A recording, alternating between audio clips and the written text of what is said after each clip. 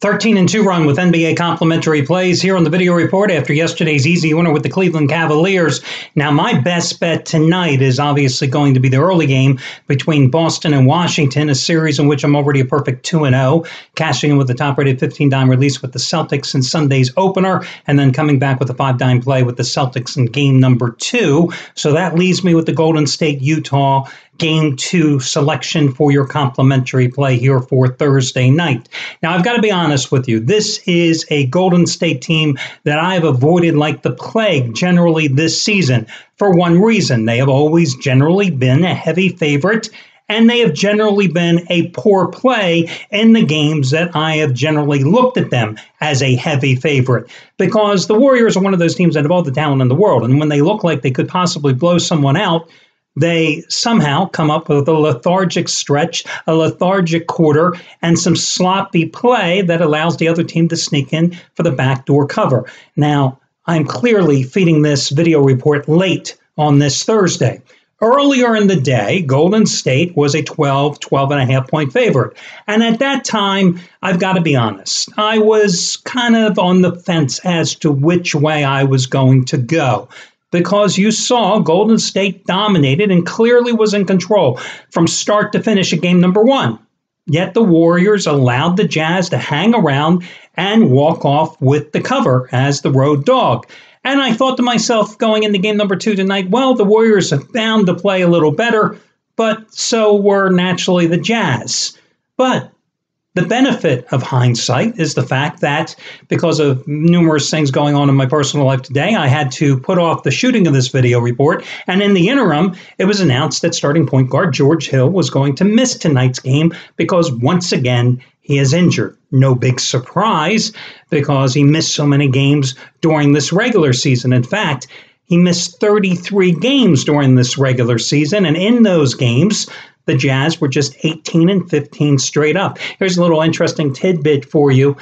Going back to when the Jazz traded Deron Williams back in February of 2011, I believe it was. They have run through 11 different starting point guards. George Hill was just the latest, and clearly this season they were a far more efficient team when Hill was running the show. So on the one hand, you could say the Jazz are certainly used to not having Hill in the lineup. But again, this is the postseason. This is a must-win situation for the Jazz. Now, they weren't going to win this game anyway. I don't care how they fared against the LA Clippers. There's no comparison between the Clippers and the Warriors. The question is, could they hang tough enough to get the cover? I don't think so. And yet, all that being said, I still have my doubts about a Warriors team that has repeatedly shown me this season that they are not a team to be trusted when laying the double digits. That's just my personal opinion. That's just a fact based on the times that I've looked at this team this year. And when I've considered them and used them, they've cost me. And when I've considered them and taken a step back and thought, oh, no, not one more time. You're not going to get me again. And then after the fact looked and said, yeah, I listened to that little voice whispering in my ear and I was right because, again, they failed me. It always leaves me concerned. So what happened in game number 1 in this series? Well, clearly Golden State, as I said, dominated the game.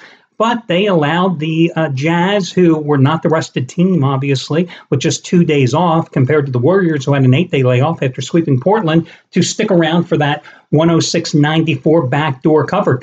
Now, the Warriors had so many edges in that game, a 29-6 advantage in points in transition thanks to 32 assists.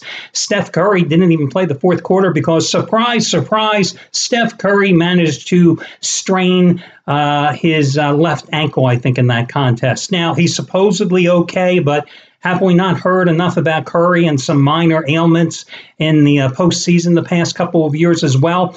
But this was a Warriors team that was up 9-0 at the outset. They were up by 6 after one quarter, 12 at halftime. Curry had 22 points in 3 quarters of action. Draymond Green, big game, 17 points, 8 rebounds, 6 assists, 2 blocks. Kevin Durant, very quiet. Only 17 points, 5 rebounds, 5 assists, because Joe Johnson, who Quinn Snyder put in the starting lineup, did a pretty damn good job defensively against him. The problem with the Jazz, however, is they struggled offensively. Gordon Hayward, 4 for 15, 12 points. not the same guy who tore up the Clippers, even considering that one game that he was pretty much out of action because of food poisoning when he averaged nearly 24 points and 48% shooting against LA. But not a big surprise because the Warriors are a team that has really given Gordon Hayward fits.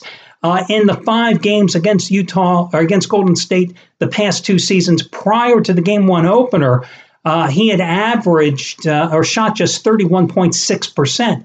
That's the lowest against any team that he has shot field goal percentage-wise against any team in the NBA in that 2-year span. But you had more problems in game number 1. Joe Johnson, yeah, good job defensively against Kevin Durant, but taken out of the offense, 4 for 10 and 11 points. And George Hill, who we talked about, is going to miss tonight's game, 3 for 9 for 7 points in like 28 minutes of play. So George Hill's going to be out tonight. So you're going to get more of Shelvin Mack at point guard. Geez, that's going to probably make Steph Curry's ankle feel a lot better. Dante Exum probably at point guard as well. I see, you talk about oftentimes, like in the NFL draft, you heard a lot this past week, players, if they have a high ceiling or a low ceiling. Well, if you use the same analysis in terms of the Warriors, based on their game 1 performance, they have a much higher ceiling tonight because in game number 1, they were only 7 for 29 with their 3-pointers. They're going to shoot better from long distance here tonight. And the Warriors shot 48.8% in game number 1. So a greater majority of those 3-point shots are going to start falling when you're shooting near 50% overall in that game. Also, the Jazz committed 14 turnovers that led to 20 points in game number 1. Well, now your starting point guard, the veteran that you have been counting on all season long to lead you to the promised land, and a guy who has played much better when you have had him in your lineup than when he has not been in the lineup, he's going to miss tonight's game. So, all things considered, how can you not lay the points with Golden State in this game? But if they don't cover, can't say I didn't warn you. So Golden State's a complimentary play. And hell, I've been on a red-hot roll with the complimentary plays anyway, so let's bank it with the Warriors. Good luck, everybody, and talk to you again tomorrow when we do this.